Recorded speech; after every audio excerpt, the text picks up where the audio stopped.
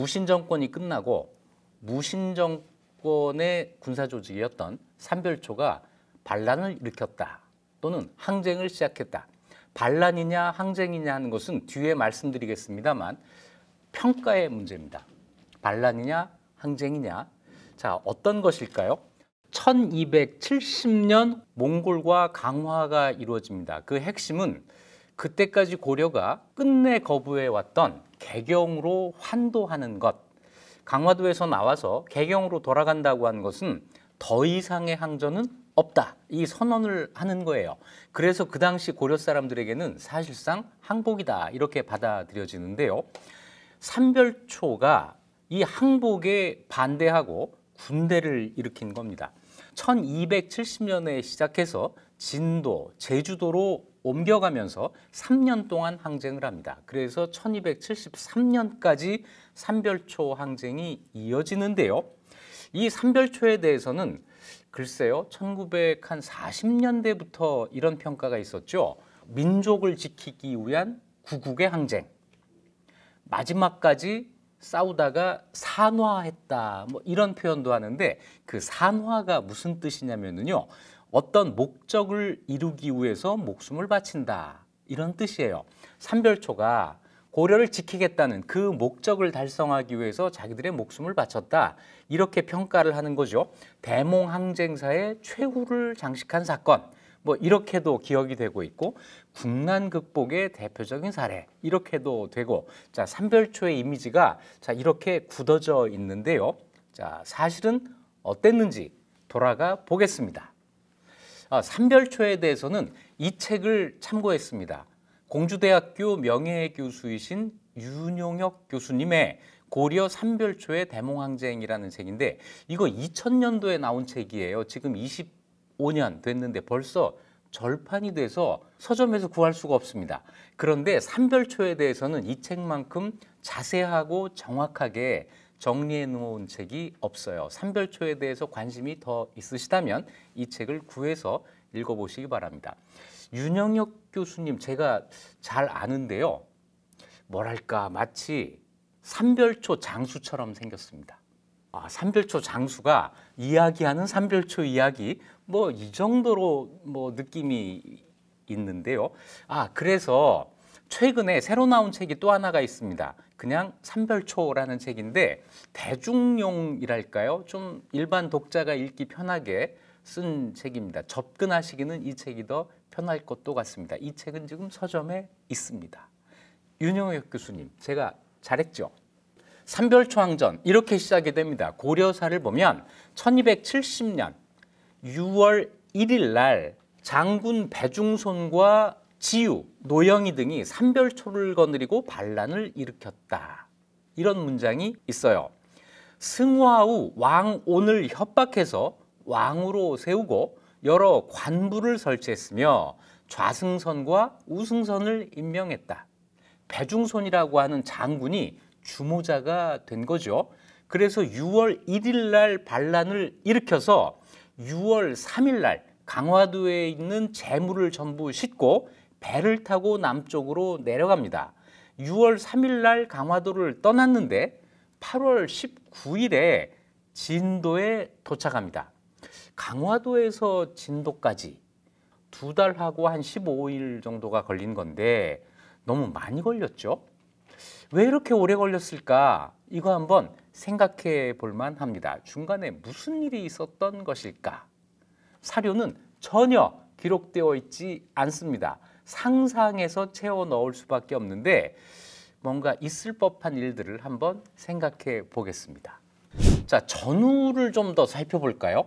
무신정권의 마지막 권력자였던 임유무가 죽임을 당하는 것이 5월 14일의 일입니다. 삼별초가 군대를 일으킨 것이 6월 1일이니까 그 사이에 벌써 15일이 지나가요. 이 15일 동안 강화도에서 무슨 일이 있었을까요? 정말 많은 사람들이 앞으로 어떻게 되는 거야? 특히 삼별초에 소속된 사람들은 내가 앞으로 어떻게 되는 거지? 지금까지 몽골과 싸우는 무신정권을 지지하는 군대였단 말이에요. 불안하기도 하고 어떻게 하면 우리가 살 수 있을 것인가? 계속 살 길을 찾았을 거예요. 이 15일 동안 기록이 정말 없는데요. 이런 공간을 드라마를 만들면 더 재밌지 않을까 이런 생각이 또 들기도 합니다. 5월 21일 날 이면의 가신과 간호들을 섬으로 유배했다. 이면 이뮤무의 잔당, 자녀 세력을 이때 처벌하는 일이 있었던 거죠. 5월 23일 날 서울로 돌아간다. 날짜를 게시합니다. 언제까지 전부 강화도를 비워라. 개경으로 돌아가라. 이런 방을 붙인 거겠죠. 그랬는데 이날 삼별초가 딴 맘을 품고 이 명령을 따르지 않겠다라고 선언을 해요. 그리고는 강화도에 있는 창고, 왕실이나 관청의 창고인데 이걸 개방했다는 겁니다. 우리 편 들 사람들은 와서 이 재물을 가져가시오. 뒤집어 이야기하면 이 재물 가져가고 우리 편을 드시오. 뭐 이런 이야기를 한 거죠. 그랬더니 그때 왕은 강화도에 안 있고 몽골에서 오다가 어디쯤 와 있냐면 개경 근처까지 와 있을 때예요. 여기에서 강화도로 사람을 보내서 쟤들 좀 설득해봐라. 저 삼별초 좀 설득해봐. 이렇게 시도를 해요. 이게 아마 안 먹혔던 것 같습니다. 5월 26일 날 출륙을 시작해요. 강화도에서 나오면서 가장 먼저 무엇을 옮기느냐면 태조 왕건의 초상화를 먼저 받들고 그게 선두가 돼서 강화도를 나옵니다. 그리고 5월 27일 날 원종이 개경에 도착합니다. 그리고 이날 강화도에 살고 있던 왕비와 왕실 가족들이 개경에 도착합니다. 자, 왕실이 옮겨갔으니까 이제 천도가 거의 완료됐다고 볼 수도 있죠. 그리고 5월 29일 날 장군 김지저라는 사람을 강화도로 보내서 이제 삼별초를 혁파한다 발표를 하고 그 명단을 가져오게 해요. 이름 적은 이 명단을 가져오게 하는 겁니다. 그랬더니 강화도에서 이 삼별초가 불안해지죠. 우리 이름이 알려진다고? 이 명단을 누구를 주겠다는 거야? 이거 몽골에 주면 몽골군이 강화도로 들어와서 우리를 해치지 않을까? 안 된다. 이제 싸워야겠다. 이런 생각을 했다는 거예요. 그리고 그 다음 날입니다. 5월 29일 날 이 일이 있었고 6월 1일 날 배중손이 반란을 일으키는데 그해 5월은 29일까지 있었습니다. 바로 다음 날 반란을 일으킨 거죠. 그리고 그 다음 날 6월 3일 날 강화도를 지키면서 싸우기는 불가능하다라고 판단을 하고 배에 사람과 재물을 싣고 남쪽으로 내려갔다. 자, 이렇게 이야기가 완성이 되는 거죠. 여기서 잠깐 삼별초가 뭔지 하는 것은 최후편에서 설명을 했습니다. 다시 요약해서 반복하면 좌별초, 우별초, 신의군 이 세 개를 합쳐서 세 개의 별초, 삼별초라고 부른다 라는 건데 좌별초, 우별초 이거는 전신이 야별초예요. 야별초는 왜 밤 야자가 들어가냐면 밤에 돌아다니는 별초, 별초는 특별히 뽑은 군대 이런 뜻입니다. 밤에 활동하기 위해서 특별히 군대를 뽑았다? 이거는 군인이라기보다는 경찰에 가깝습니다. 밤에 일어나는 별난, 도적 이걸 막기 위해서 만든 것이거든요. 좀 더 정확하게 이야기하면 삼별초라고 하는 부대는 없어요. 좌별초, 우별초, 신의군 이게 있는 겁니다. 그래서 우리가 쉽게 부를 때 삼별초 이렇게 부르는 거죠. 삼별초가 있다는 건 다 아는데 규모는 아무도 모릅니다. 몇 명 있었다고 하는 그 부대 편제에 대한 기록이 없어요. 대체로 좌우별초가 3,4천 명 정도 되지 않았을까. 이거는 이제 그 여러 사건에서 그때그때 나오는 좌별초, 우별초의 단위 부대 규모 이걸 가지고 종합해서 추정을 한 건데요. 신의군이 한 1,000명 그래서 삼별초 모두 합치면은 4,000명, 5,000명 되지 않았을까 이렇게 추정을 합니다. 이렇게 추정을 하면 강화도를 출발해서 남쪽으로 내려간 그 군대 규모도 짐작할 수 있겠죠. 전체가 최대 5,000명이라고 했을 때 그 5천 명이 다 내려가지는 않았을 것이다. 그 삼별초 군인 가운데에서도 아니야, 난 그냥 여기서 항복할래, 아니면 어디로 도망갈래, 이런 사람도 있고, 어떤 사람들은 아니야, 우리 뭉쳐서 싸워야 돼, 이런 사람도 있고. 그런데 아마 그때 분위기는 싸우자는 분위기가 좀 더 강했을 것 같으니까 5천 명 중에 상당수는 내려갔을 거고, 그래도 한 4천 명 정도 내려가지 않았을까? 물론 근거 없는 그저 짐작입니다만 그 정도 군대가 내려갔을 것이다. 이 정도로 한번 이렇게 느낌을 잡아놓고 삼별초 항쟁에 대해서 설명을 들으시면 어떨까 합니다. 그런데 이 삼별초에 대해서 한 가지 더 생각할 게 있어요. 보통 군인들이 아니었다라는 거죠. 별초라고 한 게 특별히 선발한 군대라는 뜻도 있잖아요. 그런데 별초는 꼭 삼별초만 있는 게 아니고 고려 중기 이후로는 군인을 선발할 때 전부 특별히 뽑아요. 그러니까 고려 중기 이후로는 전부 별초군이 된다고 봐도 틀리질 않아요. 윤관이 별무반을 만들 때 그때도 별초, 특별히 뽑았다, 이렇게 생각을 하거든요. 그러니까 고려 전기에 만들어진 이군 유기제, 일반 농민을 징발해서 번을 세워가면서 군대를 충원하는 이런 제도가 제 기능을 하지 못하면서 사람들을 뽑아서 별초군을 만들었다, 이렇게 볼 수가 있는데요. 그래서 사료를 보면은 경별초, 이거는 서울에서 근무하는 별초, 또 지방 어디 이름을 따서 어디 별초, 그 지방에 선발된 군인, 이런 뜻으로 많이 나와요. 그런데 그 별초 가운데에서도 최우가 만든 이 야별초, 뒤에 좌우별초는 좀 특별한 의미가 있습니다. 그냥 군인이 아니고 정권을 보위하기 위한 특수군대였다는 거죠.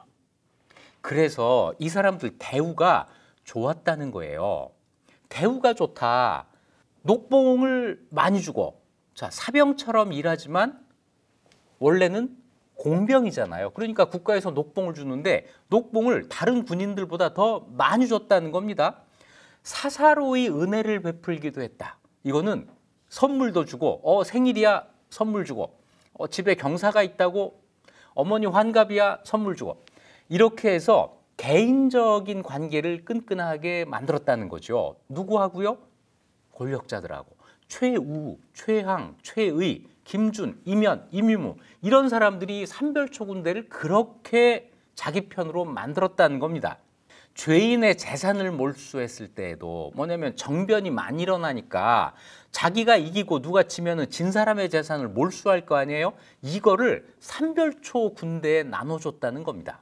니들이 잘 싸워서 우리가 이긴 거야. 전리품으로 나누어 줬다는 거죠. 그러니까 당연히 어떤 일이 생겼겠어요? 이 사람들이 이 권력자를 개인적으로 충성하면서 자기 출세의 기반으로 삼는 일이 벌어집니다. 앞다투어 힘을 다했다. 김준이 최의를 죽일 때, 이면이 김준을 죽일 때, 그리고 송송예라는 사람이 임유무를 죽일 때 전부 삼별초 군대가 동원이 됐습니다. 동원돼서 이겼으니까 그 다음에는 포상을 받았겠죠. 물론 진 쪽에도 삼별초 군대가 동원이 됐을 거예요. 그러니까 이 삼별초 군대를 누가 쓰느냐에 따라서 이 군인들의 운명이 갈라진 건데요. 끝까지 살아남아서 남쪽으로 내려간 삼별초는 어떤 의미에서는 고려의 그 숱한 권력투쟁 과정에서 언제나 이기는 편에 서 있던 사람들이죠. 이런 사람들 4천 명 정도가 남쪽으로 내려갔다. 어떻게 좀 윤곽이 잡히시죠? 이게 삼별초 항쟁에 대한 평가에서 아주 중요한 부분을 차지합니다. 이 사람들이 왜 싸우겠다고 내려갔을까? 이거는 개경에 있는 국왕을 인정하지 않겠다. 우리는 그 왕명 안 들을 거야. 너는 우리 왕 아니야. 이렇게 선언한 거잖아요. 그 점에서는 반란입니다. 왕이 있는데 그 왕의 말을 우리는 안 들을 거야. 그런데 이 삼별초가 일으킨 반란은 아주 중요한 특징이 하나가 있습니다. 스스로 왕을 세웠다는 거예요.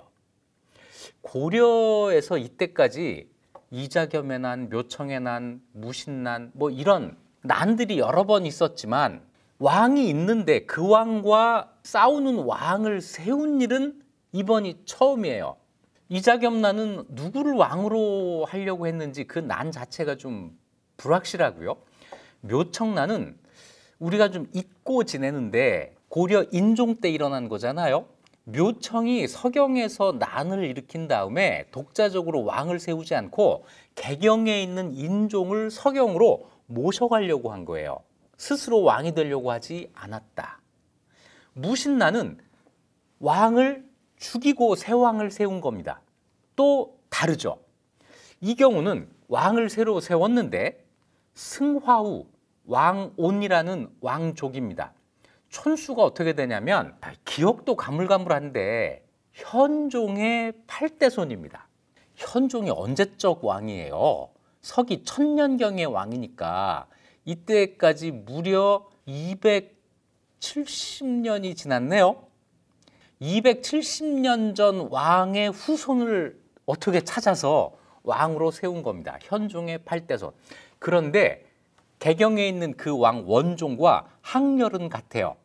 무슨 얘기냐면 원종도 현종의 8대손이에요. 이 왕온이 또 어떤 사람이냐면 잠시 잊고 계실 왕준이라는 사람이 있습니다. 영영공 왕준. 몽골과 전쟁을 할 때 이 이름이 한번 나왔었는데 1241년 고종 28년에 몽골과 전쟁을 하다가 몽골군이 철수하는 조건으로 고려에서 왕자를 인질로 보낸다 해서 왕자를 보낸 적이 있어요. 그때 영영공 왕준이라는 사람을 몽골로 이 사람이 왕자예요 하고 보냈는데 사실은 왕자가 아니었던 거예요. 이 왕준도 바로 이 왕온의 동생입니다. 그 재밌는 일화가 있잖아요. 나중에 이 왕자가 아니라고 한 사실이 드러났을 때 몽골에서 야, 너 왕자가 아니라며? 그랬더니 왕준이 했다는 그 말, 제가 비록 국왕의 아들은 아니나 국왕께서 저를 아들처럼 사랑하십니다. 이랬다는 그 왕준이 왕온의 동생이에요. 왕만 세운 게 아니라 조정도 구성을 했습니다. 왕만 있으면 안 되잖아요. 조정을 구성을 하는데 관청을 설치하고 가장 먼저 관직 임명을 하는데 좌승선, 우승선 요 두 자리를 임명을 합니다. 이 두 자리는 전부 왕명을 전달하는 자리니까 가장 먼저 필요했겠죠. 그래서 뒷날 이 조정을 이 삼별초의 이 편을 삼별초 정부, 개경에 있는 정부와 또 다른 삼별초 정부라고 부를 수가 있게 되는 거예요. 이 왕온을 왕으로 인정할 것이냐 말 것이냐에 따라서 달라지겠지만 어쨌거나 왕이 있었기 때문에 삼별초 편에서는 우리가 고려야 이렇게 주장할 수가 있게 된 거죠. 그 당시 또 이런 참언이 돌았다는 거예요. 참언이라는 건 이제 민간에서 돌아다니는 뭐 앞으로 정씨가 왕이 된다, 뭐 목자 듣고 이런 걸 참언이라고 하는데 용손 12진, 용손이 12대에 끝이 나고 남쪽으로 가서 재경을 건설한다. 용손이 12대에 끝난다. 이거는 고려 중기에도 이미 있었고 그것 때문에 뭐 남경 천도도 하고 이런 일이 있었는데 그 참언이 지금까지 그냥 있는 거고 그 다음에 하나가 더 붙은 겁니다. 남쪽으로 내려가서 재경, 황제의 서울.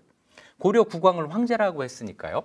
삼별초가 남쪽으로 내려가는 것을 예언한 참언이 있구나. 이게 또 삼별초에 힘을 더해줬겠죠. 자, 그러다 보니까 삼별초가 남쪽으로 내려가는 것을 남천, 남쪽으로 천도했다. 이렇게까지 이야기를 해요. 삼별초 조정을 또 하나의 고려 조정으로 인정하는 입장 또는 그렇다고 주장하는 입장 이런 게 있는 거죠. 그 규모, 사람은 군인 4천 정도라고 했는데 배, 몇 척의 배에 타고 갔는가 하는 것은 기록이 나옵니다. 강화를 출발했을 때 구포, 이거 지금도 있는 지명이죠.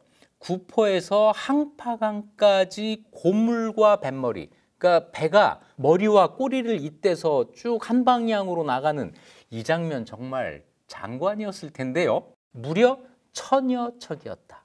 1000척이 넘었다는 거예요. 1000척의 배가 가는데 여기에 몇 사람이 탔을까? 역시 기록이 없습니다. 대체로 15,000명 정도라고 추정을 하는데 이 추정은 윤용혁 선생님의 추정입니다. 이런 상황이었을 것 같아요. 삼별초 군대가 한 4,000명 정도 있다. 그런데 삼별초 군대만 간 게 아니라 그 사람들의 가족도 내려갔을 거고 이 조정에 관리로 임명된 사람들도 갔을 거고 또 마음속으로 삼별초에 동의하는 고려의 일반 민도 이 배에 탔을 겁니다. 그런 사람들이 10,000원을 이루어서 가지는 않았을 거예요. 왜냐하면 이 배에는 무엇보다도 식량이라든지 재물이라든지 남쪽으로 내려가서 생활하는 데 필요한 여러 가지 물자가 실렸을 거기 때문에 사람으로 꽉 채우고 가지는 않았을 거거든요. 그래서 사람이 조금 타고 짐이 많이 실린 이런 상태에서 남쪽으로 내려갔을 것이다. 자, 그런데 이 삼별초가 이렇게 남쪽으로 내려갈 때 강화도에 살던 사람들의 뭐랄까요, 선택이랄까? 이건 어땠을까요? 강화도에서 피난 수도가 돼서 사람들이 거기 오래 살고 있었는데 개경으로 돌아가야 되나 삼별초를 따라서 남쪽으로 내려가야 되나? 이 판단 쉽지 않았을 것 같은데요. 뭘 기준으로 이 판단을 할까요? 누가 이길 것인가? 개경이 이길 것인가? 삼별초가 이길 것인가? 이기는 쪽에 가야 되는데 아마 그 당시 많은 사람들이 개경에 있는 원종이 좀 더 유리하지 않을까? 왜냐하면 그 뒤에 몽골이 있잖아요. 이렇게 생각했을 것 같고 그래서 삼별초가 배 타고 남쪽으로 내려갑시다 그랬을 때 거기 안 타려고 많은 사람들이 도망을 갔을 것 같아요. 그 정황이 기록으로 남아 있습니다. 자, 삼별초가 사람을 시켜서 강화도 섬 안을 돌아다니면서 방송을 하게 합니다. 몽골군이 섬에 들어와서 살육할 것이니 이 나라를 지키려는 사람은 모두 구정으로 모여라. 구정이라고 하는 것은 궁궐에 있는 커다란 운동장 같은 거예요. 거기에서 집회도 하고 격구라고 하는 운동도 하고 사람이 많이 모일 수 있는 광장 같은 곳인데 이리 모여라 라고 외치게 했습니다. 그런데 사람들이 모이긴 했지만 사방으로 흩어져 도망가거나 앞다투어 배를 타고 강을 건너다가 물에 빠져 죽는 사람들이 많았다. 이 강이라고 하는 거는 사실은 짠물이 흐르는 바다예요. 강화도하고 그 육지 사이 요게 바다인데 폭이 좁아서 그냥 강이라고 지금 이야기를 한 거죠. 삼별초를 따라가지 않고 개경으로 가려고 도망가는 사람들이 많아서 물에 빠져 죽는 사람들도 있었다. 삼별초가 사람들의 출입을 금하고 강화도에서 함부로 자기 마음대로 나가는 걸 금하고 이 강을 따라가면서 이 해안선이죠. 해안선을 따라가면서 큰 소리로 양반 가운데 배 안에 있으면서 내리지 않는 자는 모두 목을 베겠다. 이 양반이라는 것은 문무 관리와 그 가족을 이야기해요. 목을 베겠다. 그러니까 듣던 사람들이 두려워서 배에서 내렸다. 자, 개경으로 가려다가 억지로 강화도에 남았고 삼별초를 따라서 남쪽으로 내려가게 됐다는 거죠. 아수라장이 된 거예요. 그때 어떤 사람은 장군 이백기라는 사람은 이 모의에 응하지 않았으므로 거리에서 목을 베었다. 삼별초가 너는 우리를 지지하지 않는단 말이지. 거리에서 사람들 보는 데서 목을 베입니다. 정문감이라고 하는 사람도 있는데요. 삼별초가 정문감이라는 사람을 승선에 임명해요. 우리 편 오면 승선 시켜줄게. 승선은 정삼품, 왕의 비서 역할을 하는 사람입니다. 그런데 정문감의 그 전 관직은 종구품, 가장 낮은 직학이라고 하는 관직에 있었어요. 종구품에 있던 사람을 정삼품으로 한 번에 올려줄 테니까 우리 편에서 이런 거죠. 이건 또 삼별초의 고민이 엿보이기도 해요. 자기 편을 드는 관리가 그만큼 적었다는 뜻이죠. 그랬더니 정문감이 역적에게 붙어서 부귀를 누리느니 차라리 죽어서 몸을 깨끗이 하겠다. 이렇게 저항을 하다가 바다에 몸을 던져서 죽었다는 거예요. 그걸 본 그 부인 변씨도 남편이 죽는 것을 보고 역시 바다에 몸을 던졌다. 이렇게 죽음으로 항거한 사람도 있다는 겁니다.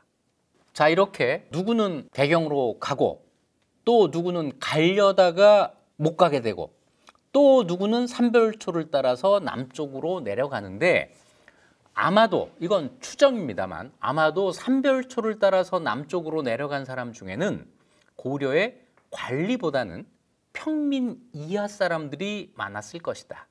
싸우려는 의지, 동기 이런 것들이 하층민일수록 좀 더 컸을 것이다. 이렇게 추정을 합니다. 이걸 간접적으로 뒷받침하는 사료가 있어요. 삼별초가 남쪽으로 내려가기 전에 강화도에서 나라의 문서를 불태웠다. 이런 기록이 있거든요. 이 문서가 뭐였을까? 역시 고려에서 가장 중요하게 보관하는 문서는 호적 자료입니다. 이 호적이 있어야 세금을 거두고 군대도 징발하고 국가를 통치할 수 있기 때문에 호적 자료를 가장 중요하게 취급하고 보관을 하는데, 그 호적 자료와 꼭 같이 있는 자료가 노비문서예요. 이 문서를 불태운 게 아닐까 하는, 그럴 가능성이 크다. 이 정도로 추정할 수 있는 선에서 하층민이 많이 내려갔을 것이다. 이렇게 이야기를 하는 거죠. 자, 이제 내려갑니다. 6월 3일 날 강화도를 출발해서 8월 19일 날 진도에 도착합니다. 2달하고도 보름 정도가 더 걸린 거예요. 왜 이렇게 오래 걸렸을까 추정을 해보는데요. 그 사이에 기록이 없으니까요. 추정을 해보는데 어떤 게 가장 그럴듯한지 한번 들어보시죠. 첫째, 목적지를 정하지 않고 출발한 것이다. 강화도를 떠날 때 진도로 가자 이게 아니라 내려가면서 계속 어디가 좋은지를 살폈다는 거죠. 그러면 이 배가 한 번도 육지에 정박하지 않고 그대로 진도까지 가는 이런 직항로, 이거는 아니었을 거예요. 육지에 정박하면서 계속 적당한 항전 중심지, 이거를 찾으면서 갔기 때문에 이렇게 오래 걸린 것이 아닐까? 뭐냐면 진도를 목표로 간 게 아니다. 이런 추정 하나가 있고요. 가는 도중에 할 일이 있지 않았을까? 그건 뭐냐면 우리가 삼별초가 진도에 갔다고만 생각하지, 그 진도는 빈섬이었을까요? 그 진도에 누군가가 있었을 거예요. 진도에 사람이 살고 있었고, 또 더 중요하게는 진도에 고려 군대가 주둔하고 있었을 가능성이 있죠. 그러면 이 고려 군대는 삼별초를 환영할까요? 격퇴하려고 했을까요? 환영하지 않았을 거예요. 자, 그렇다면 내려가면서 진도로 가자라고 했을 때 진도를 점령해야 되는 일이 있었겠죠. 역시 충분히 가능한 일입니다. 세 번째 추정이 있는데요. 강화도를 출발할 때 삼별초가 목표로 했던 것은 진도가 아니라 제주도였다. 왜 제주도냐면 제주도가 진도보다 바깥으로부터의 공격을 방어하기가 훨씬 유리해요. 육지에서 멀리 떨어져 있는 섬이잖아요. 이 바다 깊이 있는 제주도로 옮기자라고 하는 이런 생각은 훨씬 이전부터 있었습니다.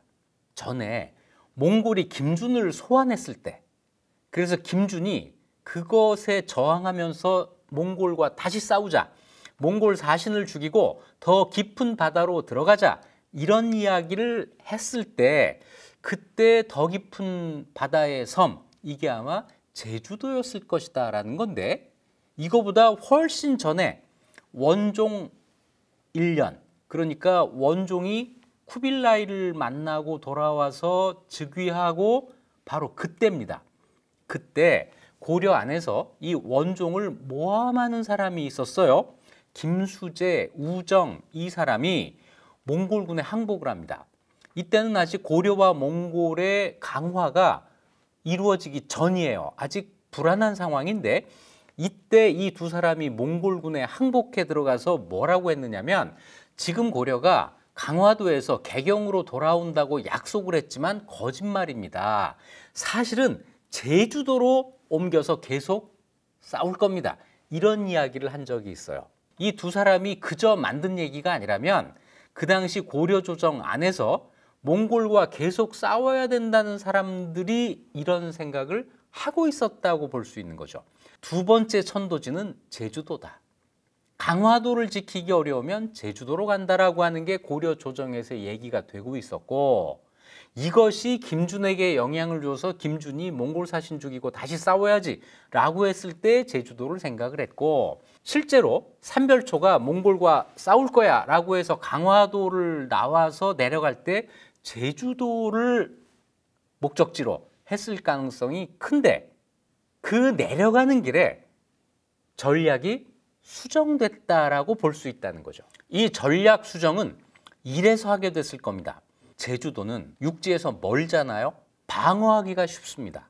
바깥에서 공격하기가 어려워요. 그런데 결정적인 단점이 있습니다. 자기들도 바깥으로 나오기가 어렵다는 거죠. 다시 얘기해서 제주도에 숨을 수는 있지만 반대로 몽골군이나 또는 원종의 고려군을 상대로 싸우기도 어렵다는 거예요. 자, 그러면 이 전략이 두 가지 선택이 있는 거죠. 첫째, 제주도로 들어가서 우리의 힘을 보존한다. 둘째, 다른 곳으로 가서 계속 육지를 공격하면서 세력을 더욱 확장한다. 이 두 가지 생각을 삼별초 안에서 동시에 했을 겁니다. 아마 치열한 논쟁이 있었을 거예요. 그리고 이것이 두 번째로 결정이 된 거죠. 진도로 간다. 그 시간, 결정되는 시간이 상당히 오래 걸린 것 같다. 이것이 세 번째 추정입니다. 첫째, 목적지가 결정되지 않아서. 둘째, 진도를 점령하는 데 시간이 필요해서.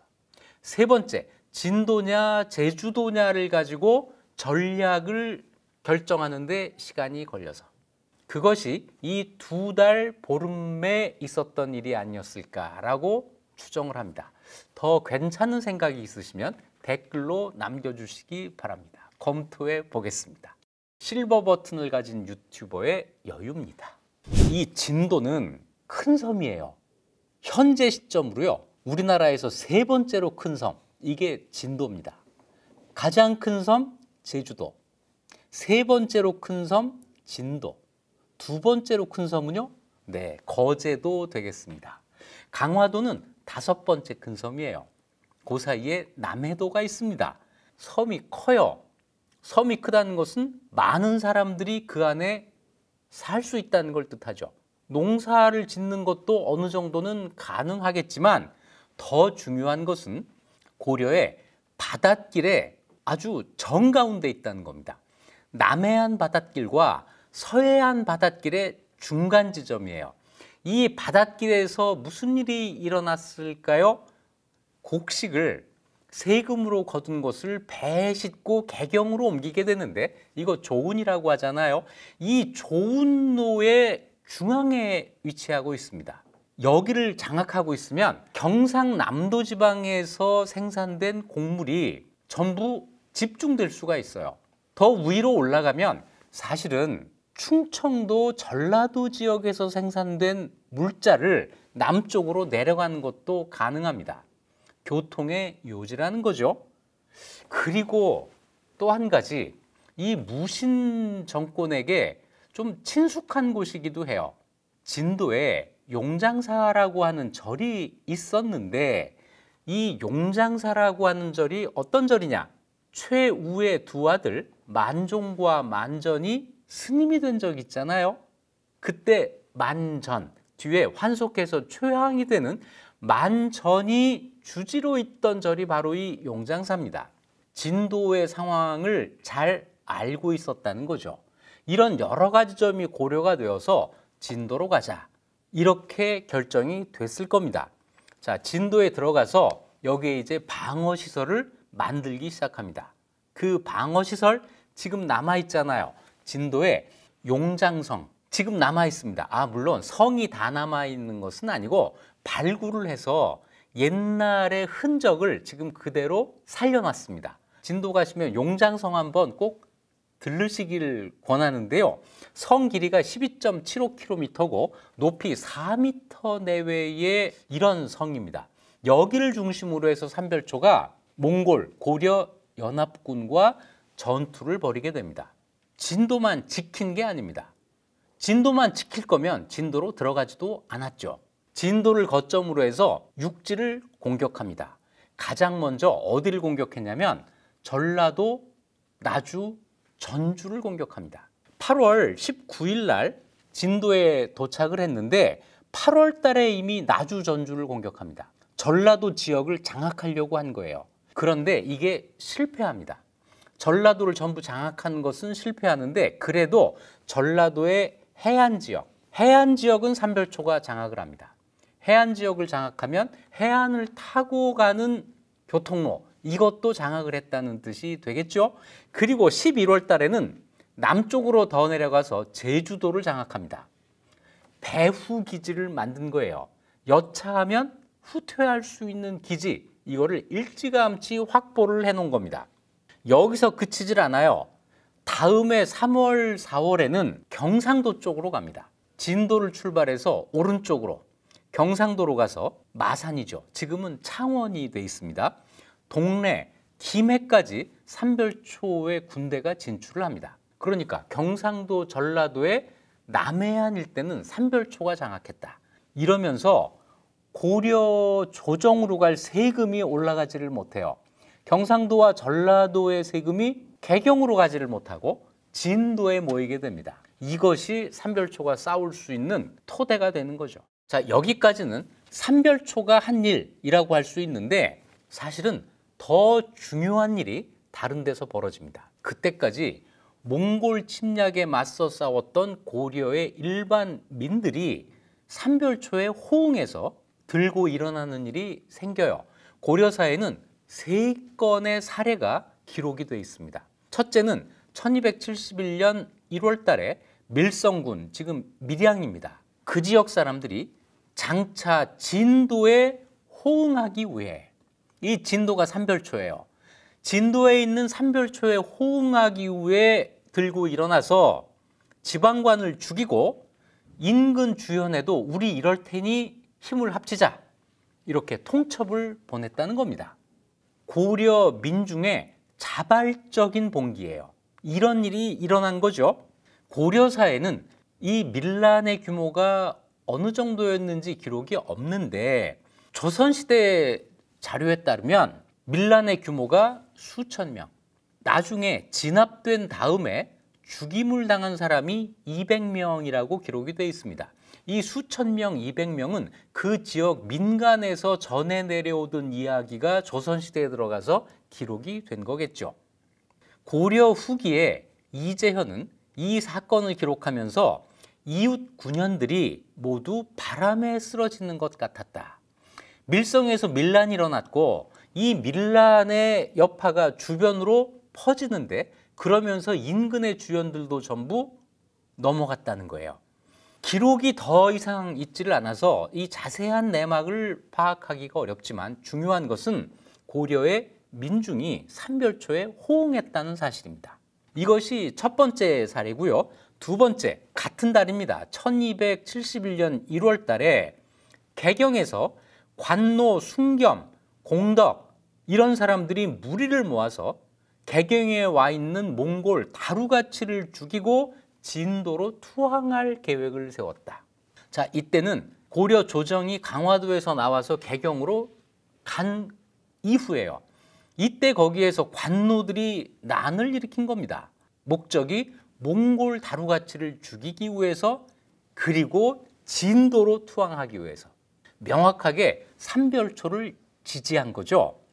자, 이것이 밀고로 실패를 했고 관련자 10여 명이 체포됐고 주모자는 차명을 당했다, 이렇게 끝이 납니다. 그런데 여기서 끝나지를 않아요. 그 다음 달 1271년 2월 달에 몽골군이 대부도로 들어갔는데, 지금 시흥에 있는 그 대부도예요. 여기 몽골군이 들어갔는데 대부도의 고려 사람들이 개경에서 일어난 공덕, 순겸의 그 일을 알고 있었던 거예요. 이 소식을 듣고 있다가 섬에 들어온 몽골군 6명을 죽이고 반란을 일으켰다. 관노, 순겸, 공덕의 봉기와 대부도의 이 사건은 서로 연결돼 있죠. 그리고 최종적으로는 진도의 삼별초로 연결이 됩니다. 민이 호응했다, 이거죠. 그래서 삼별초 군인들만의 반란이 아니고 거기에 고려의 일반민이 호응했다고 하는 이 사실이 대단히 중요합니다.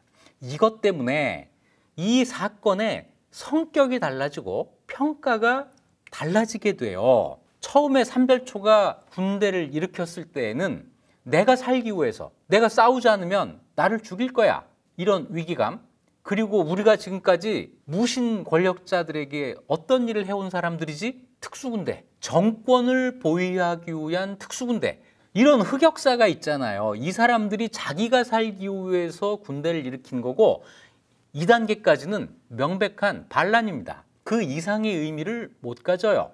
그런데 일반민이 여기에 호응한 겁니다. 그러면 이 사람들은 왜 삼별초에 호응했을까요? 일반민들도 몽골과 싸우고 있었어요. 30년 동안 몽골과 싸운 사람들은 고려의 일반민들이었습니다. 이 사람들이 고려 왕이 자기들과 아무런 상의 없이 자기들에게 물어보지 않고 일방적으로 항복하는 것 같은 강화를 추진한 것에 대해서 어떻게 생각했을까요? 어떤 사람들은 이제 전쟁이 끝나는구나, 평화가 찾아오겠구나, 이렇게 생각하는 사람도 있었겠지만 어떤 사람들은 이건 아니지, 그럼 앞으로 몽골이 우리를 또 못 살게 굴 텐데, 이런 판단을 하는 사람도 있었을 겁니다. 뒤쪽 판단을 한 사람들, 이 사람들은 우리가 몽골과 싸워야 된다, 그냥 있을 수 없다 하는데 마침 삼별초가 싸움을 시작했다는 거예요.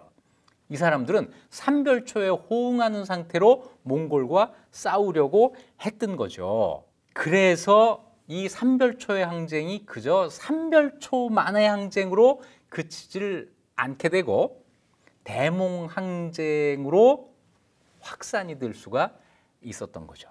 사례는 3개밖에 없지만 아마 이런 사례는 더 있었을 것이다 라고 희망 섞인 관측을 하면서 이걸 근거로 삼별초 항쟁의 의미를 평가를 하게 되는 겁니다. 삼별초가 진도의 자리를 잡고 각지에서 고려의 일반 민들이 호응하고, 자, 이런 상황이 되는데, 그렇다면 고려 조정에서는 어떻게 대응을 했을까요? 고려 조정이 군대가 없어요.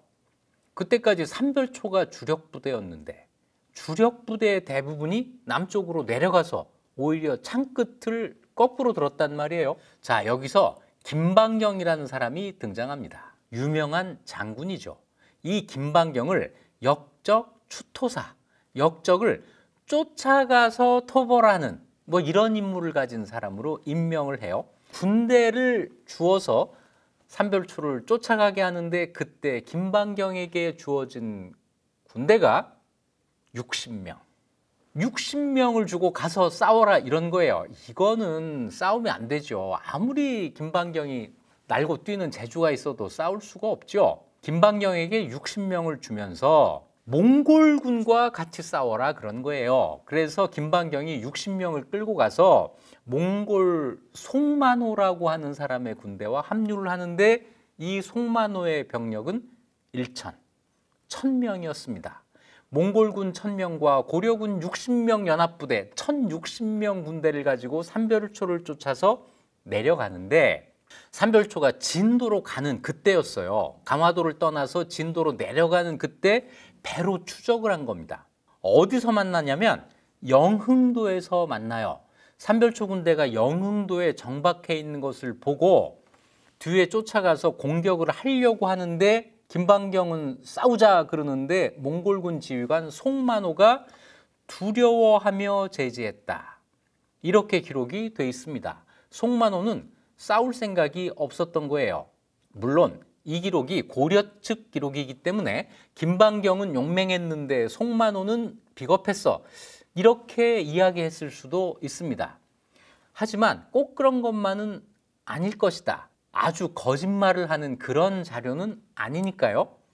송만호는 배를 타고 해전을 하는 것을 두려워했을 가능성이 커요. 왜냐하면 몽골군은 해전을 이 이전까지 제대로 해본 적이 없습니다. 그렇다면 삼별초 군대와 해전을 해야 되는데 삼별초 군대의 규모가 배가 1000척 정도가 되잖아요. 물론 영흥도에 몇 척이나 정박해 있었는지는 모르지만 그래도 배가 상당히 많이 있었을 거예요. 게다가 패전입니다. 말 타고 싸우는 이런 전투가 아니에요. 몽골군으로서는 되도록이면 전투를 안 하려고 했을 겁니다. 그래서 여기서 싸우지를 못해요. 싸우지를 못하는데 송만호에게 뜻밖의 일이 벌어집니다.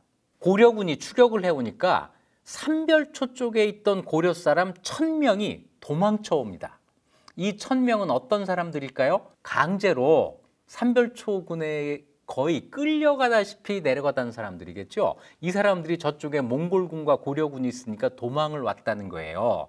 이 비겁한 송만호가 이 1000명을 내가 사로잡은 거야, 자기의 전리품으로 삼아서 돌아갔다는 겁니다. 김반경은 아무것도 못해요. 자, 그러다가 삼별초가 진도에 정착을 했을 때 이번에는 김반경을 전라도 추토사, 전라도에 쫓아가서 토벌하는 이런 지휘관으로 삼아서, 역시 이때 김반경에도 군대가 없었을 테니까 몽골 원수와 합동작전을 하게 하는데, 이 몽골 원수가 아카이라고 하는 사람입니다. 아카이의 군대도 1000명이었어요. 아카이의 군대와 함께 고려군이 해남에 주둔을 합니다. 진도 건너편에 있는 해남에 고려 몽골 연합군이 주둔을 해요. 그리고 여기에서 고려군을 아마 충원을 한 것 같아요. 60명보다는 훨씬 많아진 것 같은데 몇 명까지 늘어났는지는 알 수가 없습니다. 그리고는 12월 달에 김반경의 고려군과 아카이의 몽골군이 연합작전을 해서 진도를 공격하는데, 여기에서 고려 몽골 연합군이 패배합니다. 이 패전에 대해서도 아카이의 비겁함 때문이었다, 고려사에는 이렇게 기록이 돼 있는데, 고려만의 부풀린 거짓말이 아니고 진짜로 그랬던 것 같아요. 왜냐하면 그 다음에 아카이가 몽골로 소환이 됩니다. 패전의 책임을 물어서 몽골로 소환을 한 거예요. 자, 그런데 지휘관들이 비겁하다, 아까 송만호도 비겁하다, 아카이도 비겁하다, 이렇게 나오는데 몽골 사람들은 여간해서는 비겁하지 않아요. 그래서 저는 이 대목에서 어떤 사실을 읽어야 되는가? 몽골이 제한전을 한 게 아닌가? 자, 꼭 군대도 1000명씩 보내요. 그리고 본격적인 전투를 지휘관들이 전부 안 하려고 합니다. 그 당시 몽골의 입장에서 볼 때는 삼별초가 중요한 게 아니었던 거죠. 그러면 뭐가 중요한 걸까요? 그들로서는 수십 년 동안 목표로 했던 강화도를 점령했습니다. 그 다음에 뭘 해야 되는 거죠? 고려가 다시는 몽골을 상대로 싸울 수 없도록 만들어야 되는 거죠. 그래서 몽골군이 강화도로 들어가서 항전 기간 동안에 고려에서 쌓아놨던 각종 방어시설을 파괴합니다. 그리고 어떻게 하면 이 고려에 자기들의 영향력을 더 확대할 것인가? 이런 생각을 해요. 게다가 몽골은 고려만 상대한 게 아니었습니다. 동시에 남송을 공격했고 일본을 앞으로 어떻게 할까, 이 생각을 하고 있었어요. 남송 공격과 일본에 대한 계획에 비해서 삼별초는 작은 문제였던 거죠. 그래서 삼별초가 더 이상 세력을 확장하지 못하도록 막는 선에서 시간을 끌고 있었던 것이 아닐까? 몽골은 이런 그림을 그리고 있었고, 고려는, 고려 국왕이 볼 때 삼별초는 바로 눈앞에 있는 반란군이에요. 빨리 진압을 해야 되겠죠? 그러니까 김반경은 열심히 싸워서 빨리 삼별초를 진압하고 싶었는데, 문제는 이런 의지에 비해서 뭐가 없다? 군대가 없다는 거죠. 고려는 빨리 싸우고 싶었으나 군대가 없고, 몽골은 군대는 있었으나 빨리 싸울 생각이 없고, 자, 이런 상황이 당분간 계속된 걸로 보입니다. 심지어 몽골은 협상을 시도해요. 그냥 진도로 묶으면 된다, 이런 생각을 한 거겠죠. 삼별초와 직거래를 합니다. 그랬더니 삼별초가 몽골에 이런 요구를 해요. 전라도를 우리가 차지하는 것을 인정해라. 전라도에 작은 고려를 만들 거야, 이런 이야기예요. 또 한 가지는 삼별초 조정이 몽골에 직접 예속되도록 해달라. 이건 뭐냐면 삼별초 국왕이 몽골에 책봉을 받도록 해달라. 개경에 있는 원종이 몽골에서 책봉을 받고 있었잖아요. 그것과 대등하게 우리도 책봉해줘.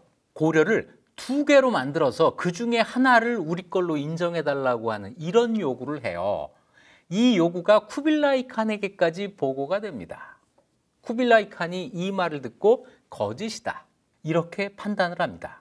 그래서 협상을 더 이상 이어가지 않는데, 어쨌거나 삼별초로서는 시간을 번 셈이죠. 이 시간을 번 이 여유를 이용해서 놀라운 행동을 합니다. 일본에 사신을 파견해요. 뭐라고 하느냐? 우리 힘을 합쳐 같이 싸우자. 지금 우리 고려가 이렇게 됐고, 그래서 우리가 새로운 조정을 만들고 몽골과 싸우고 있는데 앞으로 몽골이 일본을 공격할 거야. 지금 빨리 우리와 손을 잡고 몽골에 대항해야 된다. 이런 문서를 보내요. 그런데 일본 쪽에서 삼별초의 이런 문서를 받아보고, 아니 이게 무슨 소리지? 이런 반응이 나옵니다.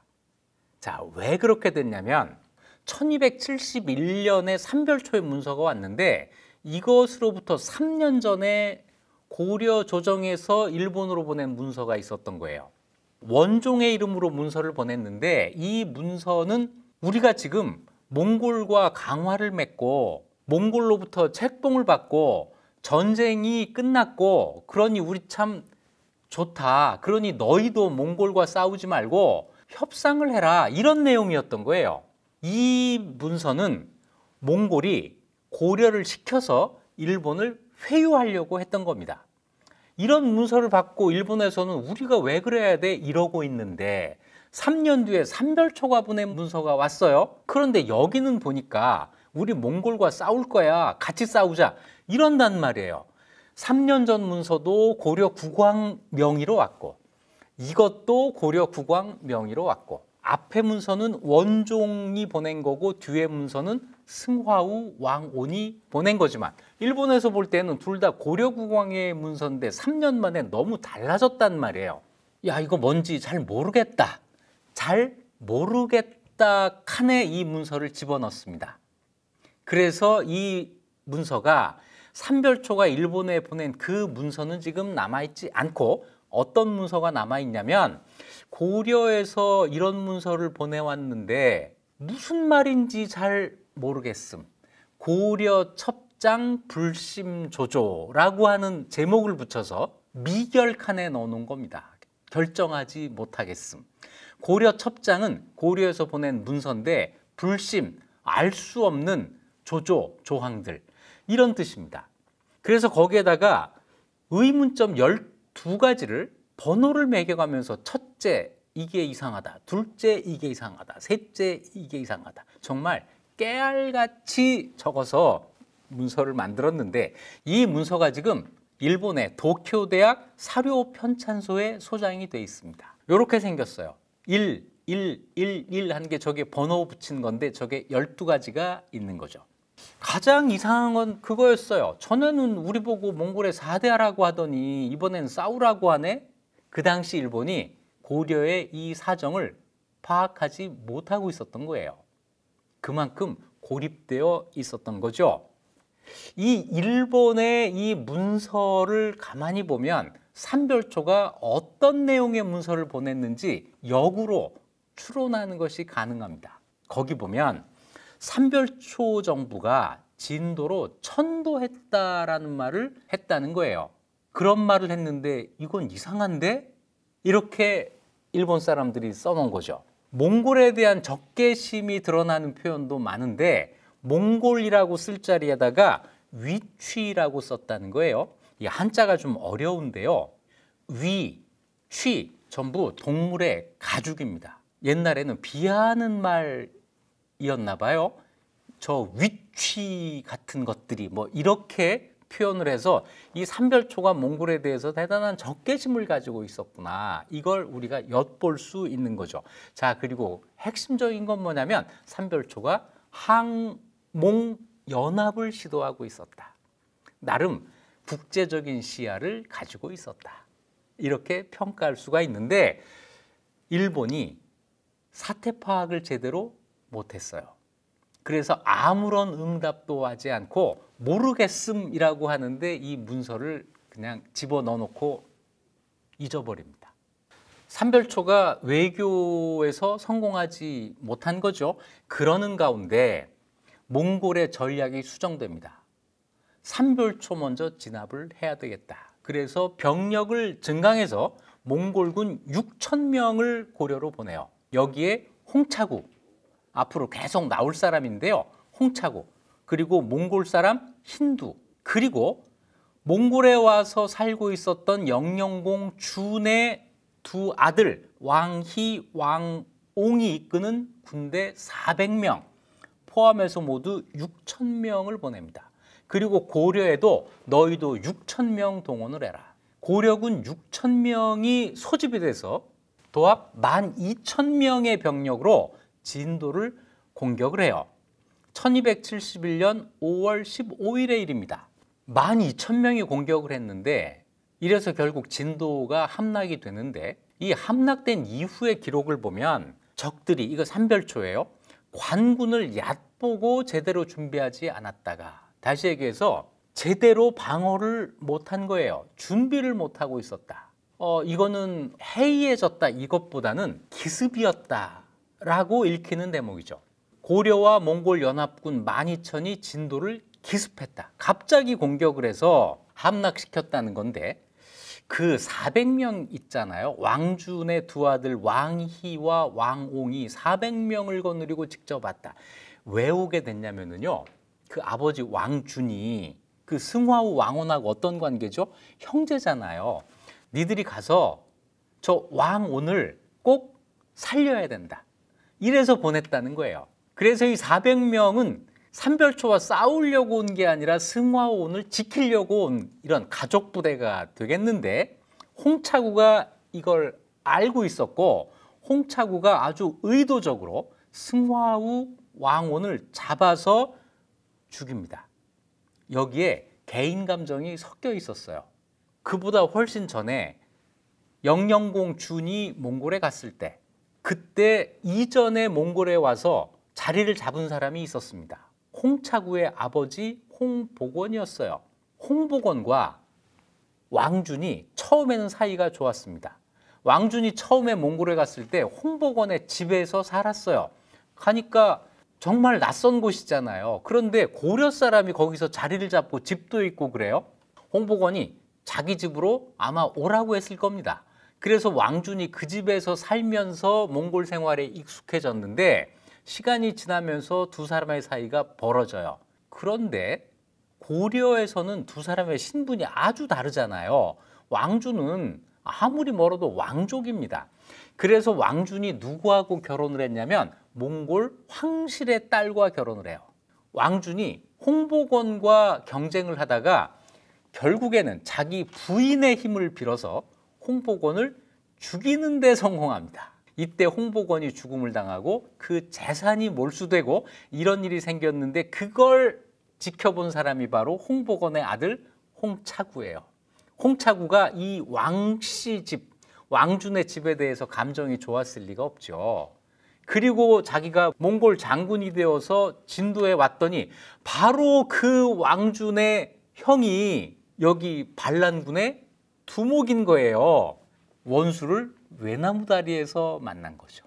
그래서 홍차구가 일부러 의도적으로 승화원을 죽이고 그리고 진도를 약탈합니다. 진도에 살고 있었던 삼별초 부대, 그리고 삼별초를 따라온 고려 사람들, 그 사람들이 가지고 있었던 재산, 이런 걸 전부 약탈을 하는데 누가 약탈하냐면 몽골군이 약탈해서 전부 몽골로 가져가고 끌고 가고 그렇게 해요. 이거를 고려군이 막지를 못했습니다.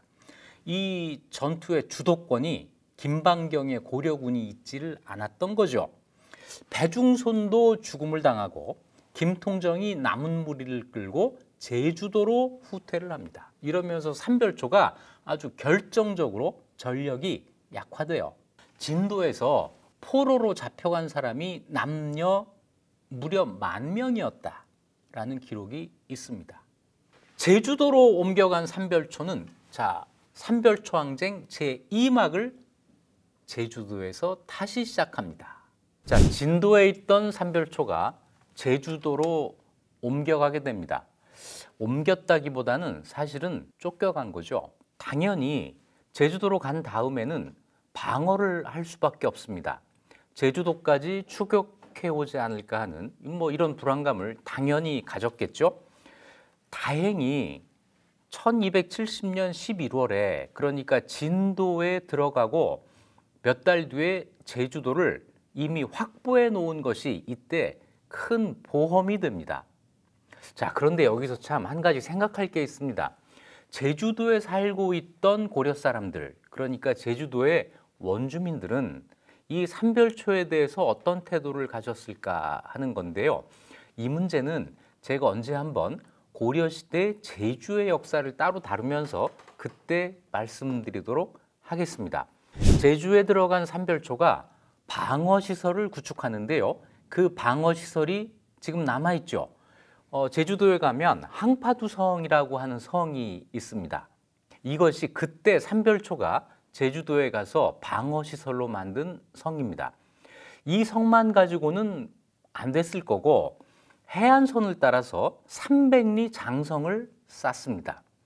제주도 해안에 성을 쌓고 산간에 항파두성을 쌓고 이렇게 성을 쌓으면서 방어에 치중하는데요. 1271년 5월 15일 날 진도가 함락됐고 거기에서 며칠 뒤에 제주도에 갔을 테니까 그때부터 1272년 3월까지 반년이 더 넘도록은 삼별초의 움직임이 보이지 않습니다. 이때는 내부 정비 기간 이렇게 보면 되겠죠. 그러다가 1272년 3월부터 다시 적극적인 군사활동을 시작합니다. 가장 먼저 전라도 연안 지역을 공격하기 시작해요. 전라도 남해안 지역은 진도에 삼별초가 있을 때 자기 영향권 안에 넣었던 곳이잖아요. 빼앗겼던 전라도 남해안 지역을 탈환하기 시작합니다. 그리고 더 나가서는 멀리 어디까지냐면 충청도와 경기도의 서해안까지 올라가요. 경기도 서해안까지 올라갔다는 이야기는 개경 근처까지 갔다는 얘기거든요. 그래서 개경을 위협하기도 하고 또 하나 중요한 공격 방향이 있습니다.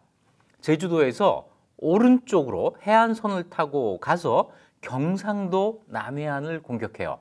전라도나 충청도, 경기도 서해안을 공격할 때와 경상도 지역을 공격하는 게 조금 달라요. 이쪽 전라도, 충청도 쪽에는 몽골군이 없었는데 경상도에는 몽골군이 있었던 거죠. 어디냐면 마산, 그 당시 지명은 하포, 지금 지명은 창원이 되어 있는 이 지역에 몽골군이 주둔하는데 이 몽골군은 거기에 왜 가 있었느냐? 고려의 삼별초를 진압한 다음 공격 목표가 일본이었기 때문에 일본으로 출항할 수 있는 항구가 바로 하포, 지금의 마산이었던 겁니다. 그때 소규모지만 몽골군이 거기 주둔하고 있었고 삼별초가 거기에서 몽골군과 싸우게 됐던 거예요. 기록으로는 이렇게 돼 있습니다. 1272년 11월 달에 삼별초가 하포를 공격해서 전함 20척을 불태웠다. 같은 달에 삼별초가 거제도를 공격해서 전함 3척을 불태웠다. 1273년 1월 달에 삼별초가 하포를 공격해서 전함 32척을 불태우고 몽골군 10여 명을 죽였다. 몽골군과 전투를 벌인 거죠. 이렇게 되면서 몽골의 제주 삼별초에 대한 전략이 수정됩니다. 좀 더 적극적으로 제주를 공격하기 시작하는데요. 이때 몽골에서는 어디까지 생각하냐면 제주 삼별초가 일본 그리고 서쪽으로 남송과 연결될 가능성, 이것까지 생각을 했다는 거예요. 그래서 관리를 제주도에 보내는데 그 관리는 고려조정에서 보낸 겁니다만 관리 이름이 재밌어요. 제주 역적 초유사. 제주에 있는 역적을 초유한다고 하는 것은 꿰는, 뭔가 회유하는 뭐 이런 그 관리를 파견했다는 거예요. 그런데 이 초유사를 삼별초가 추자도에 감금시켜 버립니다. 제주도에 들어오지도 못하게 해요. 그러니까 그 다음에는 누구를 보냈냐면 제주 삼별초를 지휘하고 있는 김통정의 조카, 그리고 제주 삼별초 장군의 친족들을 파견해서 회유를 시도합니다. 그런데 제주 삼별초가 이 사람들을 처단해버려요. 회유 안 당한다, 확실하게 선을 그은 거죠. 결국 1272년 11월부터 제주를 공격합니다. 이때 동원된 군대가 몽골군 6,000명, 고려군 6,000명, 총 12,000명인데 이 구성 규모는 진도를 공격했을 때와 똑같죠. 그리고 1273년 4월 9일 날 전라도의 반남현을 출발합니다. 반남, 이거 누구에게인가는 굉장히 낯익은 이름이죠. 누구에게 낯익을까요? 네, 반남박씨 여러분에게 낯익죠. 반남박씨, 그 본관의 반남이 바로 여기입니다. 지금은 나주시 반남면이죠. 거의 영산강에 접한 고려시대 9년입니다. 자, 여기를 출발해서 영산강을 따라 내려가는데 추자도에 가서 이 선박들이 오랫동안 정박해요. 바람과 풍랑 때문에 여기에서 시간을 지체합니다. 그리고 제주를 공격하는데 제주를 며칠 날 공격했는지 그 날짜는 확인되지 않습니다. 이때 지휘관도 진도를 공격했을 때와 똑같아요. 몽골의 홍차구와 힌두, 그리고 고려군 지휘관은 김방경이었습니다. 4월 28일에 제주가 함락되고 지휘관이었던 김통정은 한라산으로 후퇴했다고 되어 있습니다. 자, 삼별초가 진압이 돼요. 그리고 제주에는 힌두가 500명을 이끌고 주둔하고 고려군 1000명이 주둔합니다.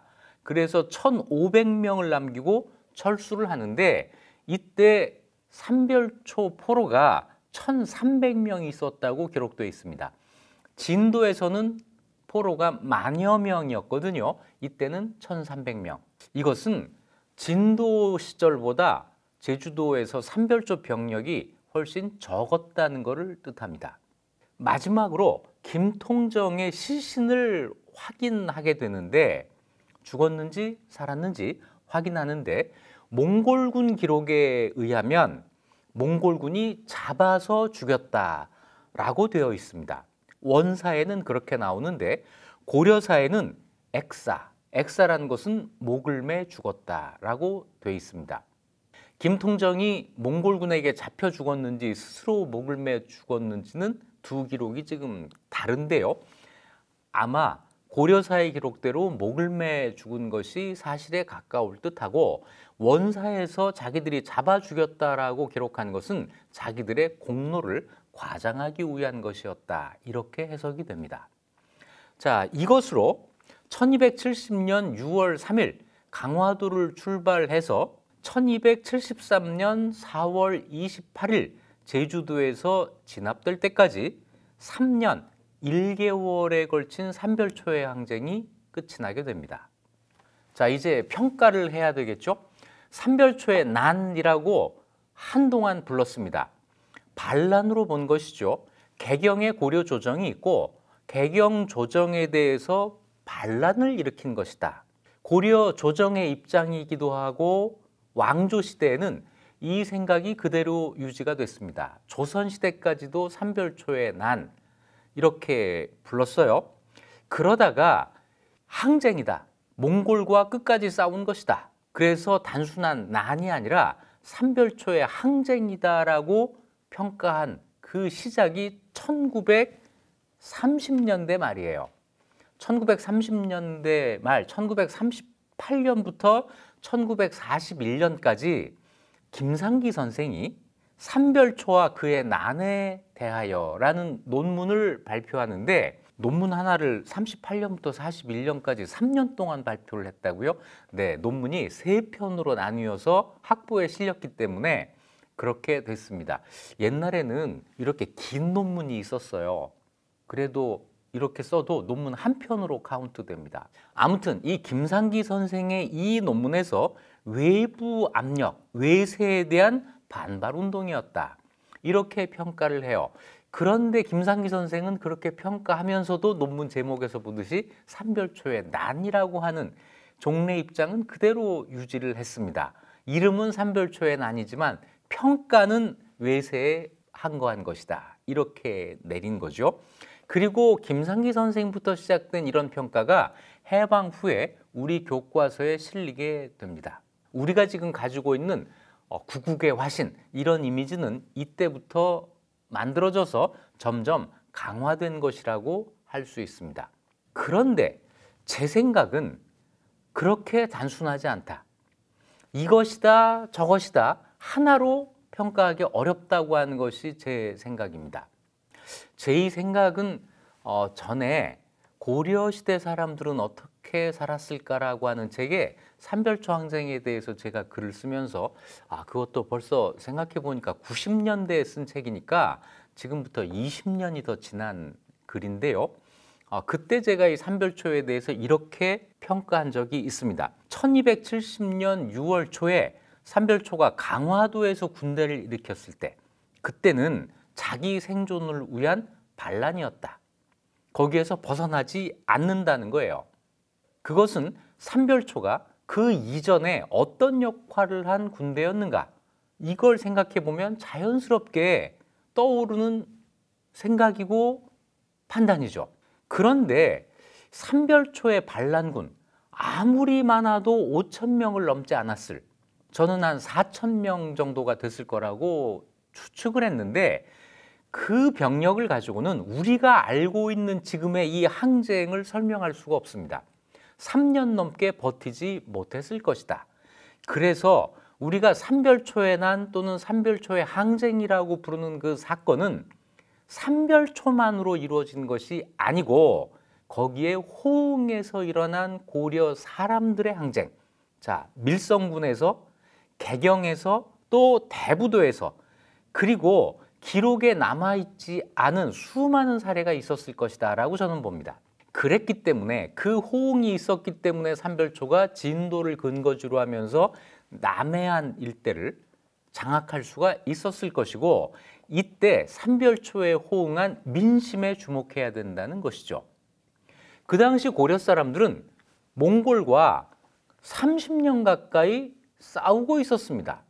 몽골의 침략을 30년 가까이 버티고 있었는데 이 사람들이 갑자기 국왕이 강화를 한다고 했을 때 어떻게 대응할 것인가? 어떤 사람들은 그래 잘됐다 전쟁이 끝났으니까 평화가 올 거야 이렇게 생각을 했겠지만 어떤 사람들은 이제부터는 몽골로부터 더 수탈을 당하겠네? 이런 생각을 할 수도 있었겠죠. 두 번째 생각을 한 사람들이 마침 삼별초가 자기 필요에 의해서 몽골과 싸우겠다고 나섰을 때 거기에 호응하면서 몽골과 싸웠을 것이다 하는 겁니다. 그래서 삼별초의 항쟁이라고 하는 것은 초기의 삼별초 부대의 반란과 여기에 호응한 고려 민중의 대몽 항쟁과 이것이 결합되어 있는 것이다 라고 생각을 합니다. 두 가지 성격이 모두 있는 것인데 그 가운데 후자 고려 민중의 대몽 항쟁이라고 하는 이것이 좀 더 중요한 의미를 갖는다고 생각을 하고요.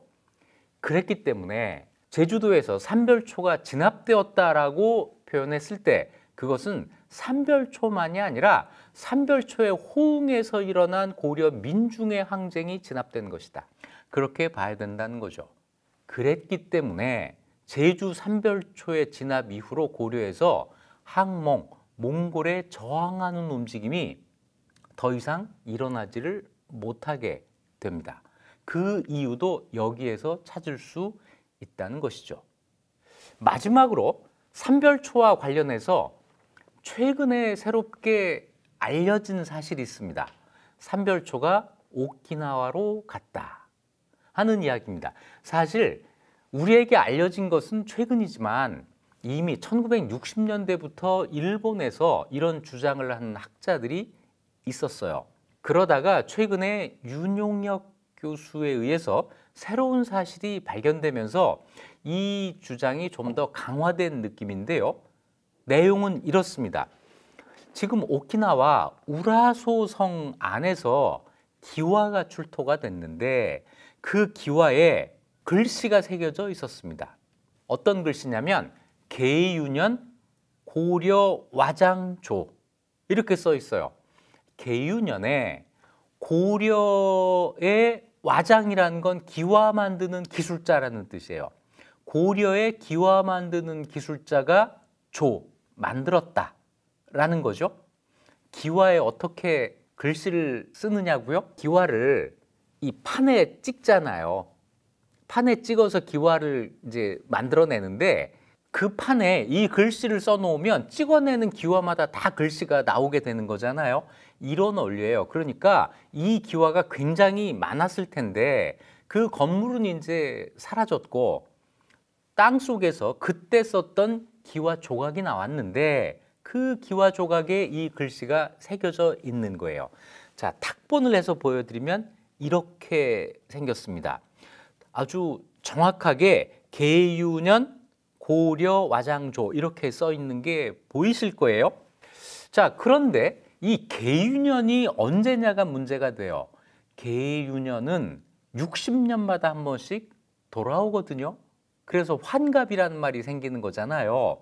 고려 시대의 계유년을 쭉 찾아보니까 1153년, 1213년, 1273년, 1333년, 그리고 조선 초 1393년 이렇게 나옵니다. 물론 1153년 앞일 수도 있어요. 그런데 고려 후기로 잡는 이유가 하나가 더 있습니다.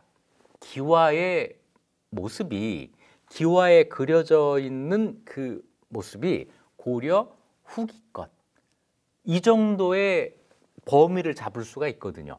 그래서 고려 후기의 계유년인데 이 중에 언제일지 모르겠다 하는 거예요. 이것이 사실입니다. 이것이 우리가 확인할 수 있는 사실이에요.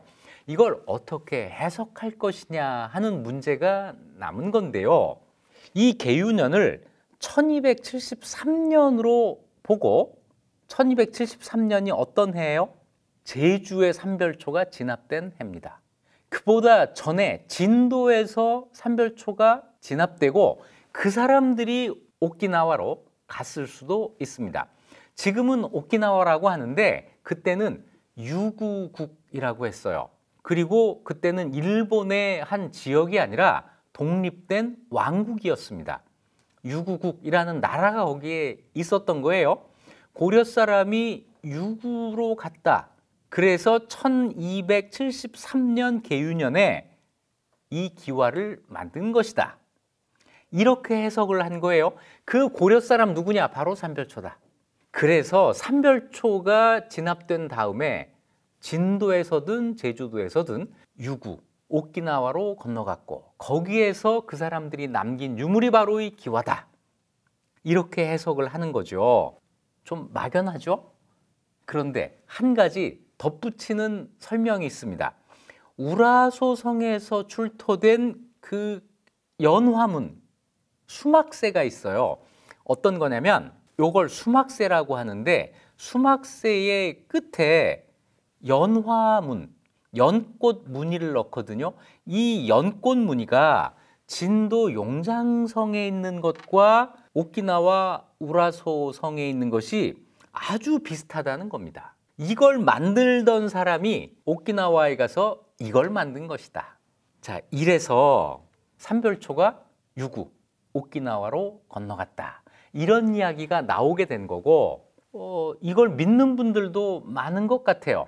제 생각을 말씀드리면 그랬을 가능성이 아주 없는 것은 아니지만 확정할 수 없다입니다. 직접 증거가 없어요. 삼별초가 유구, 오키나와로 갔다. 다른 데서는 어디서도 증명할 자료가 없습니다. 또 한 가지, 이것이 1273년이라고 하더라도 거기에서 기와를 만들 수 있는 고려 사람이 꼭 삼별초밖에 없었나? 우리가 모르는 다른 통로로 고려 사람들이 갔을 수도 있죠. 수막새 모양은요? 그거는 꼭 용장성에만 만든 수막새는 아닐 거예요. 그 당시 고려에서 많이 만들어지던 수막새의 그 모습을 용장성에서도 그대로 사용을 했을 테니까 이거는 꼭 삼별초의 기술자라고 보기 어렵습니다. 그래서 이런 경우는 그럴 가능성이 없지는 않지만 단언하기 어렵다. 요 정도로 미루어 두는 것이 좋을 것 같다는 것이 제 판단입니다. 자, 삼별초의 오키나와 이동설까지 살펴봤습니다. 수막새가 와당인가요? 와당이죠. 와당인데 이거는 특별히 수막새라고 해요. 요거는 수막새, 이렇게 된 건 안막새. 예, 그래서 그걸 다 와당이라고 불러요. 류큐는 일본이 아니에요. 독립된 왕국입니다. 그래서 고려와 일본의 관계가 아니라 고려와 류큐의 관계를 봐야 되는 건데 이 류큐는 공식적으로 고려와 어떤 관계를 맺은 것은 없는데 비공식 왕래가 필요했어요. 왜냐하면 고려 사람들이 표류하면 류큐로 가는 경우가 있었습니다. 그러면 류큐에서 고려 사람들을 송환을 해줘요. 그래서 서로의 존재를 당연히 알고 있었고 서로 필요한 일을 한 거예요. 고려 사람이 유구로 갔다. 그래서 1273년 계유년에 이 기와를 만든 것이다. 그 고려 사람 누구냐? 바로 삼별초다. 직접 증거가 없어요. 그래서 고려 사람이 류큐에 건너갔을 가능성, 이거는 당연히 있습니다. 그 가운데 기술자가 있었을 가능성 당연히 있고 그 사람이 기와를 만든 건 분명한 사실이에요. 고려 와장조라고 했으니까 다른 나라 사람은 절대로 아니에요. 고려 사람입니다. 고려 사람이 류큐에 갔다는 건 분명한 사실이죠. 왕래가 있었느냐? 있었어요. 몽골은 삼별초를 진압한 다음에 바로 일본을 공격합니다. 일본을 공격할 때 배를 누가 만드느냐? 고려에서 만들어요. 몽골 사람들은 배를 못 만들거든요. 배를 타고 가는 이 선두에 누가 설 것이냐? 고려군이 섭니다. 그래서 몽골이 일본을 2번 공격하는데 고려가 10,000명 정도의 군대를 동원해요. 몽골은 삼별초를 진압한 다음에 고려군을 동원해서 일본을 공격합니다. 고려로서는 국내에 반란을 진압하고 반란을 진압하자마자 군대를 동원해서 남의 나라의 전쟁에 동원되는 이런 피해를 입게 된 거죠. 왜 그 제주 말과 몽골의 뭐 관계가 있다 이런 말이 있잖아요. 제주 말. 좋은 질문입니다. 제주도의 목마장. 말을 제주도에서 키우게 되는데 이건 제주도의 역사를 설명할 때 본격적으로 다루게 되겠지만 일단 몽골 사람들이 볼 때 제주가 몽골 초원과 같은 조건을 가지고 있다 이렇게 판단을 한 것 같아요. 그래서 제주를 군대를 보내서 점령을 해요.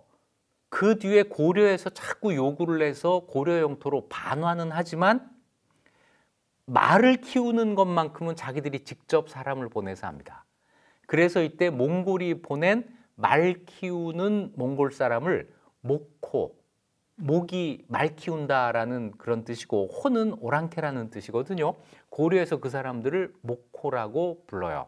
여기서 생산된 말, 기른 말은 전부 몽골로 가져갑니다. 이 몽골과 관련해서 재밌는 일화가 하나가 있는데요. 나중에 원나라가 쇠퇴할 때 그래서 수도였던 대도, 지금 베이징이 함락될 위기에 처했을 때 마지막 황제였던 토곤테무르, 순제라고 불리는데 이 사람이 제주도로 피난할 생각까지 했었다는 거예요. 그만큼 이 제주도가 몽골 사람들에게는 뭔가 익숙한, 뭔가 친숙한 그런 분위기가 있었다는 거죠. 제주편에서 다시 설명하겠습니다. 일본을 공격하고 나서 결과가 어떻게 됐나요? 일본 공격에 실패하죠. 우리가 잘 알고 있는 가미카제, 이제 신풍이라고 일본 사람들이 이름을 붙인 태풍을 만나요. 2번 공격했는데 2번 다 태풍을 만납니다. 그래서 일본의 섬의 상륙을 미처 하지 못하고 후퇴하게 돼요. 그리고 계속 일본을 공격해야 되는데 계속 이러는데 뭐 여러 가지 사정 때문에 못하다가 쿠빌라이 칸이 세상을 떠나면서 일본 공격을 포기하게 됩니다. 그래서 몽골이 일본은 점령하지 못했다. 자, 이렇게 끝나는 거죠. 일본을 원했던 이유가 뭐였을까요? 몽골이? 모릅니다. 땅이 너무 넓어도 짐이 되잖아요. 어떻게 통치할 거예요? 일본을 왜 쳐들어가려고 했을까? 스스로 밝힌 게 없어요. 그래서 여러 가지 추측을 하게 되는데 그 중에 하나가 일본의 그 당시 이름이 지팡구거든요. 이 지팡구가 은이 많이 나는 나라. 이런 소문이 몽골 사람들 사이에 돌았다는 거예요. 마르코 폴로도 지팡구의 존재에 대해서 언급을 합니다. 동방견문록이라고 하는 그 책에 마르코 폴로의 지팡구에 대한 이야기가 나오는데 동쪽 끝에 있는 아주 풍요로운 나라라는 이런 환상을 가지고 있었고 이것 때문에 마치 보물섬 영화 같은 일이 벌어진 것이 아닌가. 이 정도 추측입니다. 직접 몽골 사람이 우리가 왜 일본을 이걸 이야기한 적이 없어요. 삼별초의 모든 것 지금까지 이익 주는 역사 이익주였습니다.